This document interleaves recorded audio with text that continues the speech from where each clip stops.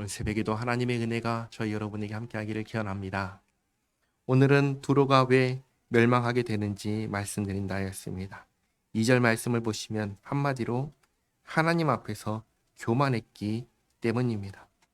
2절 하반절을 보시면 교만의 내용이 무엇인지 정확하게 지적하십니다. 내 마음이 교만하여 말하기를 나는 신이라 내가 하나님의 자리 곧 바다 가운데 앉아 있다 하도다. 그러나 하나님께서는 분명하게 말씀하십니다. 너는 사람이다. 신이 아니다.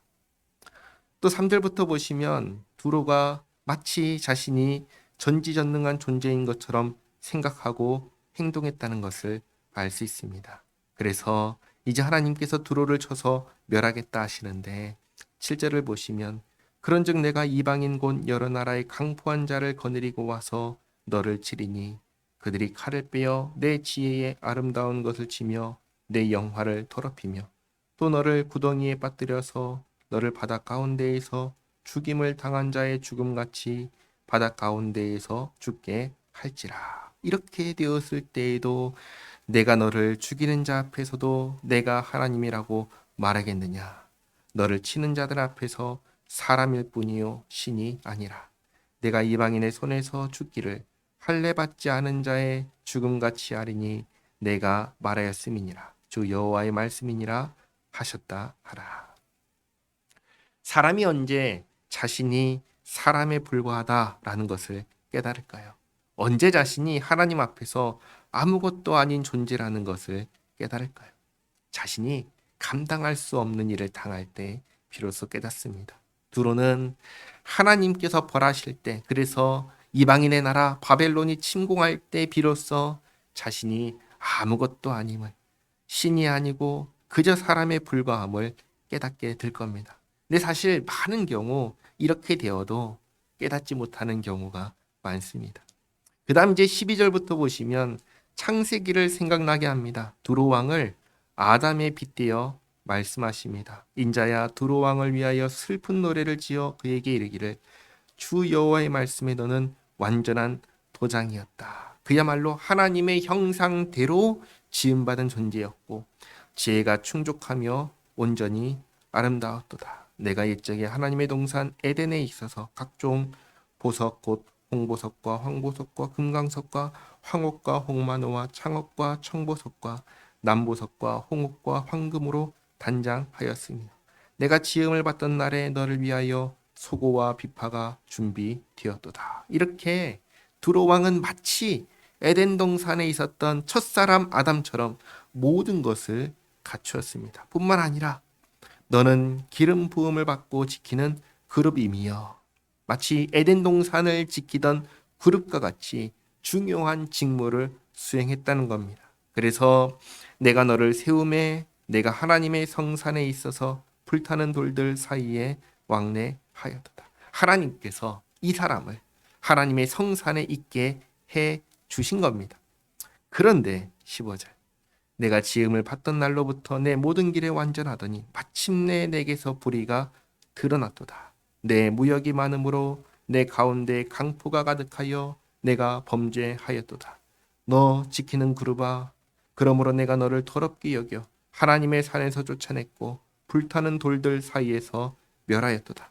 내가 아름다움으로 마음이 교만하였으며 내가 영화로움으로 내 지혜를 더럽혔으며 내가 너를 땅에 던져 왕들 앞에 두어 그들의 구경거리가 되게 하였도다. 내가 죄악이 많고 무역이 불의함으로 내 모든 성소를 더럽혔으며 내가 내 가운데에서 불을 내어 너를 사르게 하고 너를 보고 있는 모든 자 앞에서 너를 땅 위에 재가 되게 하였도다. 이렇게 한마디로 말하면 하나님의 은혜로 하나님의 성산에 거하게 되었고 하나님의 은혜로 이 모든 것을 갖춘 존재가 되었는데 거기에 있으면서 자신을 스스로 높이며 마치 하나님이 된 채 하면서 교만하고 불의하고 범죄했다는 겁니다. 그래서 하나님께서 벌하시어 그 하나님의 성산에서 쫓아내시고 멸하시어 재가 되게 하셨습니다.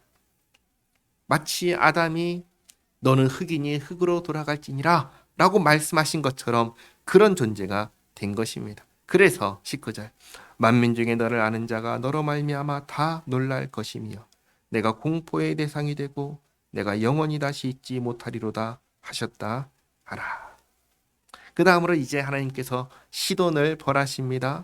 시돈도 두로와 같은 나라에 속한 도시인데 23절까지 이렇게 벌하겠다고 하십니다. 그리고 24절을 보시면 이스라엘 족속에게는 그 사방에서 그들을 멸시하는 자 중에 찌르는 가시와 아프게 하는 가시가 다시는 없으리니 내가 주 여호와인 줄을 그들이 알리라. 시돈은 어떤 나라였냐면 이스라엘을 멸시하고 괴롭히는 나라였습니다. 그래서 그런 나라를 하나님께서 다 없애겠다고 하시는 겁니다. 그리고 주 여호와께서 이같이 말씀하셨느니라 내가 여러 민족 가운데 흩어져 있는 이스라엘 족속을 모으고 그들로 말미암아 여러 나라의 눈앞에서 내 거룩함을 나타낼 때 그들이 고국 땅 곧 내 종 야곱에게 준 땅에 거주할지라. 그들이 그 가운데에 평안히 살면서 집을 건축하며 포도원을 만들고 그들의 사방에서 멸시하던 모든 자를 내가 심판할 때 그들이 평안히 살며 내가 그 하나님 여호와인 줄을 그들이 알리라. 아멘.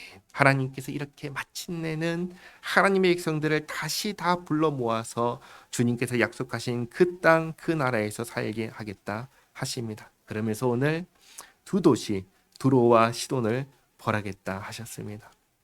시돈을 벌하시는 이유는 무엇입니까? 이 도시가 하나님의 백성을 멸시하고 괴롭히는 도시였기 때문입니다. 우리 하나님은 자기 백성을 지키시고 보호하시는 하나님이십니다. 한편 두로는 왜 벌하십니까? 그 이유가 무엇이죠?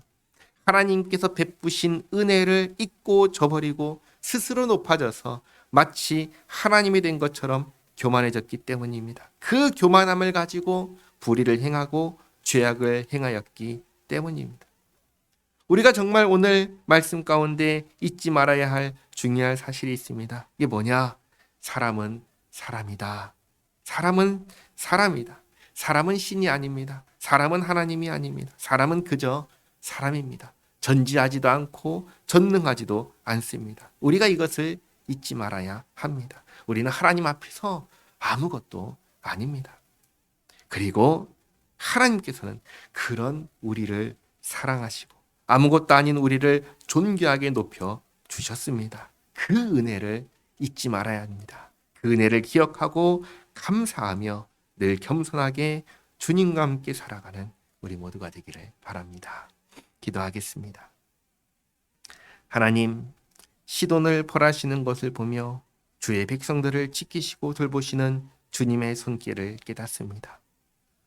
두로를 벌하시는 것을 보며 사람이 교만할 수 없고 교만해서는 안 된다는 사실을 깨닫습니다. 저희가 항상 주님 앞에서 겸손하게 하옵소서. 언제나 주님을 높이고 주님을 영화롭게 하며 주님의 영광을 위하여 살게 하옵소서. 예수님의 이름으로 기도하옵나이다. 아멘.